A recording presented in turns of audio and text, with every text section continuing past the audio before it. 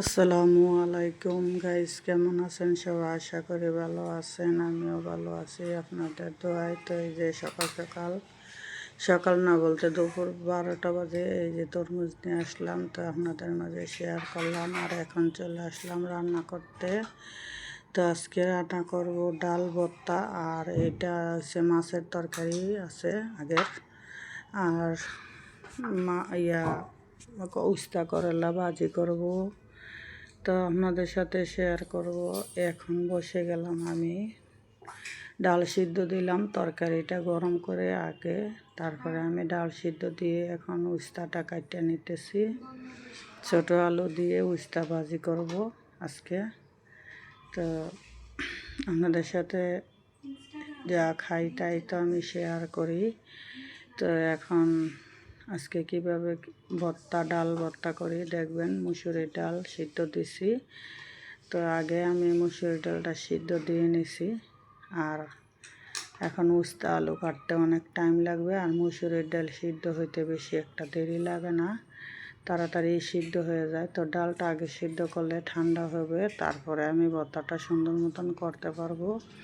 শুকনো মরিচ ভাজবো। ডালটা আমার সিদ্ধ হয়ে গেছে, তো এই যে শুকনো মরিচটা আমি ভাজা নিতেছি আগে। আর এই তাওয়াটাতে আমি মাছ ভাজবো, এই জন্য শুকনো মরিচটা আগে ভাজা নিতেছি। তো শুকনো মরিচটাও একটু ঠান্ডা হওয়া লাগবে, না হলে গরম গরম ডলা যাবে না।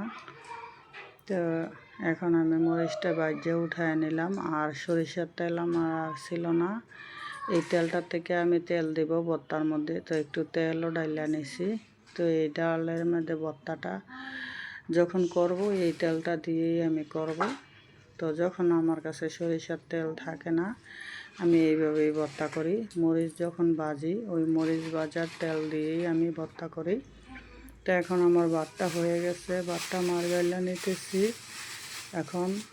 তারপরে এই যে, আর এখানে আমি চুলার মধ্যে করলা ভাজি করব, এই জন্য পেঁয়াজ কাঁচামরিচ দিয়ে দিলাম। তো এখন আমি ভাজিটা বসায় দেব। তো পেঁয়াজ বড় বড় পেঁয়াজ নিয়ে এসে ঘরে, এই যে পেঁয়াজগুলি। তো ভাজিতে এমনি পেঁয়াজি যে কোনো ভাজিতে বেশি করে পেঁয়াজ দিলে খাইতে ভালোই লাগে। তো আমি এই যে ভাজি লবণ আর হলুদ দিব, কাঁচামরিচ কাটতে দিচ্ছি। আমি ভাজিতে এইটাই ব্যবহার করি, আর কিছুই ব্যবহার করি না। লবণ হলুদ আর কাঁচামরিচ। তো এইখানে এখন আমি সব দিয়ে দিলাম। এখন এটা নাড়াচাড়া দিয়ে বসায় দেব। আর এটা বসায় তারপরে আমি ভাজিটা হইলে তারপরে আমি ভর্তা করব। এই সুযোগে ভাজিটা বসায় আবার ঘরে টুকটাক কাজ করে নেব।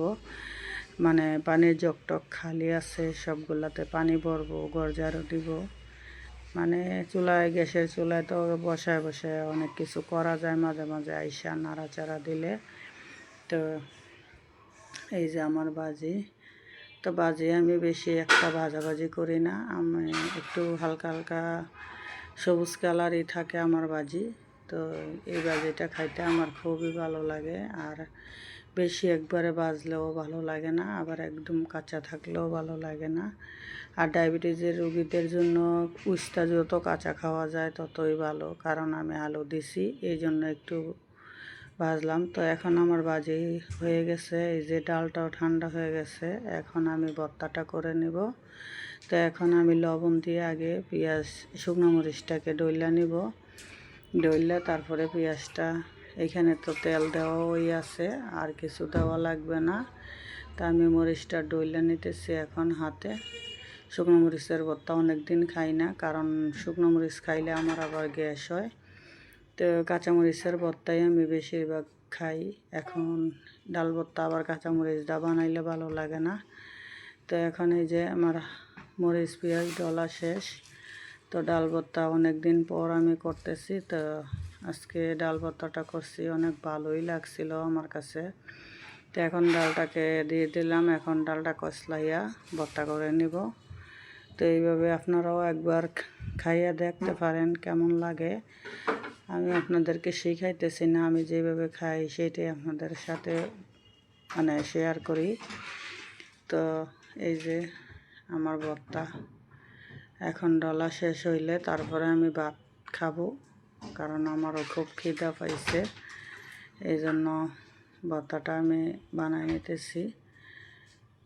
তো ভর্তাটা একটু ধরেন ডালটা বেশি, একদম বেশি সিদ্ধ হয়ে গেলে ভর্তাটা বেশি ভালো লাগে না। ডালটা যদি একটু শক্ত থাকে তাহলে ভর্তাটা ভালো লাগে। এই যে আমার ভর্তা ফাইনাল লুক। আর এই যে ভাজির চেহারা দেখেন, আর এলো তরকারি আছে আগের।